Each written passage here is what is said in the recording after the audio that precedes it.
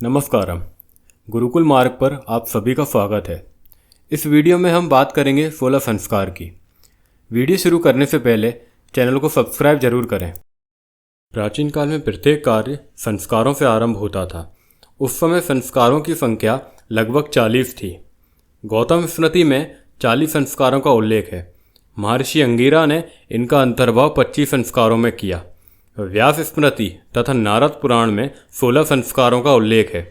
हमारे धर्मशास्त्रों में 16 संस्कारों की व्याख्या की गई है, जो इस प्रकार हैं। गर्भधान।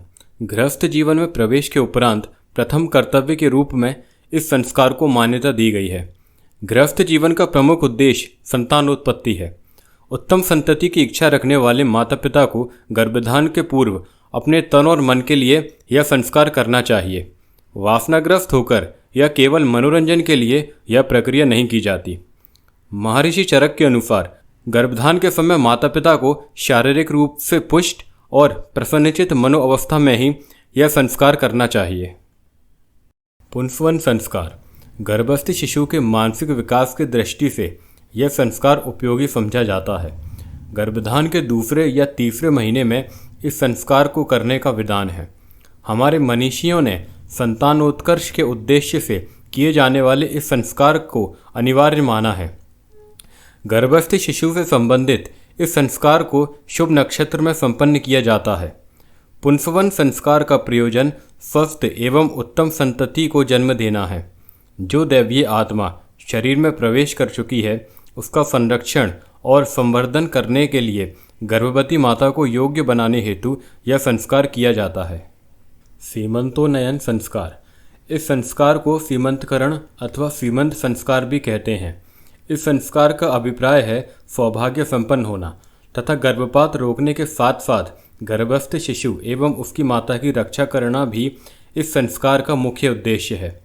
इस समय गर्भस्थ शिशु अपनी माँ के सारे आचार विचार, वाणी, व्यवहार और भावनाओं को एक पुंज की तरह ग्रहण करता है। इसलिए गर्भवती स्त्री को प्रसन्न रखने के लिए यह संस्कार किया जाता है। यह संस्कार गर्भधारण के 6वें या 7वें महीने में किया जाता है। जातकर्म संस्कार। यह संस्कार नवजात शिशु के नार छेदन के समय किया जाता है।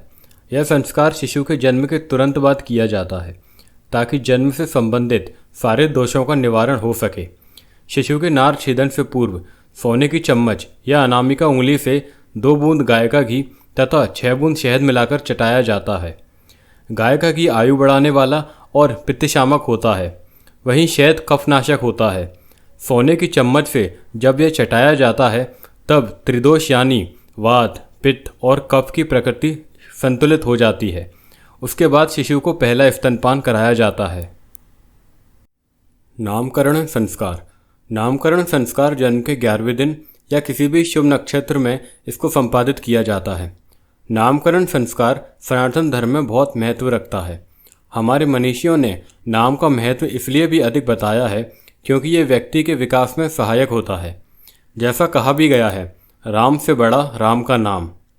धर्म विज्ञानियों ने बहुत शोध कर नामकरण संस्कार का आविष्कार किया। ज्योतिष विज्ञान तो नाम के आधार पर ही भविष्य की रूपरेखा तैयार करता है। निष्क्रमण संस्कार।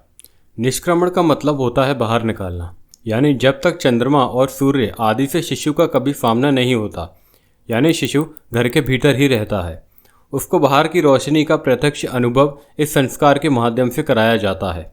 सूर्य का तेज हो या चंद्रमा की शीतलता, इन चीज़ों से शिशु को पहली बार परिचित करवाया जाता है। आमतौर पर जन्म के 3 या 4 महीने में इस संस्कार को संपादित किया जाता है। ऐसा इसलिए क्योंकि तब तक शिशु इतना परिपक्व नहीं होता कि वो बाहरी दुनिया का प्रकाश आदि को सहन कर सके, इसलिए इसका समय जन्म के 3-4 माह बाद रखा जाता है। अन्नप्राशन संस्कार। इस संस्कार का उद्देश्य शिशु के शारीरिक व मानसिक विकास पर ध्यान केंद्रित करना है। अन्नप्राशन का स्पष्ट अर्थ ये है, शिशु जो अब तक पेय पदार्थों विशेषकर माँ के दूध पर आधारित था, अब अन्न जिसे शास्त्रों में प्राण कहा गया है, उसको ग्रहण कर शारीरिक व मानसिक रूप से बलवान व प्रबुद्ध बने। हमारे धर्माचार्यों ने अन्नप्राशन के लिए जन्म के 6ठे महीने को उपयुक्त माना है छठे मास में शुभ नक्षत्र एवं शुभ दिन देखकर यह संस्कार करना चाहिए। खीर और मिठाई से शिशु के अन्न ग्रहण को शुभ माना जाता है। चूड़ाकर्म संस्कार। आचार्यों ने बालक के पहले, तीसरे व 5वें वर्ष में इस संस्कार को करने का विधान बताया है। इस संस्कार में बालक के जन्म के समय जो बाल थे उनको त्याग करना होता है। इसे मुंडन संस्कार भी कहते हैं। इस संस्कार में बालक का मुंडन करके वैदिक मंत्रों के साथ उसके जन्म के बालों को हटाया जाता है। विद्या आरंभ संस्कार। चूड़ाकर्म संस्कार के बाद विद्या आरंभ की जाती है। बालक या बालिका की प्रथम गुरु उसकी माँ होती है। इस समय बालक को किसी गुरुकुल में भेजने से पहले माँ बाप ही प्रथम शिक्षक के रूप में कार्य करते हैं। माँ बाप पहले उसे मौखिक रूप में श्लोक, पौराणिक कथाएं आदि का अभ्यास करा दिया करते हैं। बोलना और चलना सीखना भी विद्या आरंभ के रूप में माना जाता है। कर्णभेद संस्कार। हमारे मनीषियों ने सभी संस्कारों को वैज्ञानिक कसौटी पर कसने के बाद ही प्रारंभ किया है। कर्णभेद संस्कार का आधार बिल्कुल वैज्ञानिक है। कान हमारे श्रवण द्वार भी होते हैं। कर्णभेद से श्रवण शक्ति भी बढ़ती है तथा कान संबंधी सारी समस्याएं दूर हो जाती हैं। यज्ञोपवीत संस्कार। यज्ञोपवीत संस्कार यानी जनेऊ धारण करना है। यज्ञोपवीत बौद्धिक विकास की दृष्टि से बहुत महत्वपूर्ण संस्कार है। धार्मिक और आध्यात्मिक उन्नति का इस संस्कार में पूरे तरीके से समावेश है। हमारे महर्षियों ने इस संस्कार के माध्यम से वेद माता गायत्री को आत्मसात करने की बात कही है। आधुनिक युग में भी गायत्री मंत्र विशेष रूप से महत्व रखता है। इस पर अब तक बहुत सारे शोध हो चुके हैं। यह अत्यंत पवित्र संस्कार है। इसे हर सनातनी को जरूर करना चाहिए। वेदारंभ संस्कार। वेद पढ़ने का समय यहाँ से शुरू होता है।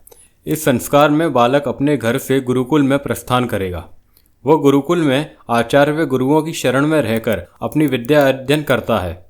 वेद अध्ययन का मतलब यह नहीं कि केवल संस्कृत के कुछ ग्रंथों का अध्ययन करना हो, बल्कि वेद अध्ययन का वास्तविक अर्थ यह है कि वो तमाम प्रकार के सांसारिक विद्याओं का ज्ञान प्राप्त करे, चाहे वो रणकौशल हो या जीवन जीने की कला। यह संस्कार जन्म के 5 से 7 वर्ष की आयु में किया जाता है। केशांत संस्कार। इस संस्कार का उद्देश्य था जब बालक विद्या पूर्ण कर लेता था तो विद्या पूर्ण के पश्चात अपने आचार्य के समक्ष अपने ब्रह्मचर्य के बालों को हटा दिया जाता था तथा स्नातक की उपाधि दी जाती थी। समावर्तन संस्कार। गुरुकुल से विदाई लेने के पूर्व शिष्य का समावर्तन संस्कार होता था। केशांत संस्कार के बाद बालक को स्नान कराया जाता था। यह स्नान समावर्तन संस्कार के तहत होता था। इसमें सुगंधित पदार्थों और औषधि युक्त 8 घड़ों के जल से स्नान कराने का विधान था। इसके बाद उसे सुंदर वस्त्र और आभूषण दिए जाते थे। आचार्य और गुरुजनों से आशीर्वाद ग्रहण कर बालक गुरुकुल से विदा होता था और गृहस्थ जीवन में प्रवेश करता था। पाणी ग्रहण संस्कार। इस संस्कार को विवाह संस्कार भी कहते हैं। यह संस्कार प्राचीन समय से ही स्त्री और पुरुष दोनों के लिए सर्वाधिक महत्वपूर्ण संस्कार है। यज्ञोपवीत से समावर्तन संस्कार तक ब्रह्मचर्य व्रत का पालन करके वेद अध्ययन के बाद जब बालक युवा बनकर सामाजिक परंपरा का निर्वहन करने की क्षमता व्यक्ति में आ जाती है तब उसे गृहस्थ आश्रम में प्रवेश कराया जाता है। लगभग 25 वर्ष की आयु में यह संस्कार होता है। शास्त्रों में 8 प्रकार के विवाह बताए गए हैं: ब्रह्म, देव, आर्य, प्रजापत्य, असुर, गंधर्व, राक्षस और पिशाच। अंत्येष्टि संस्कार। अंत्येष्टि संस्कार यानी अंतिम संस्कार। व्यक्ति की मृत्यु के बाद मृत शरीर को अग्नि के हवाले कर दिया जाता है। धर्मशास्त्रों में मान्यता है कि मृत शरीर की विधिवत क्रिया करने से जीव की अतिरिक्त वासनाएं शांत हो जाती हैं। वीडियो पसंद आई हो तो लाइक करें, शेयर करें और चैनल को सब्सक्राइब करें। धन्यवाद।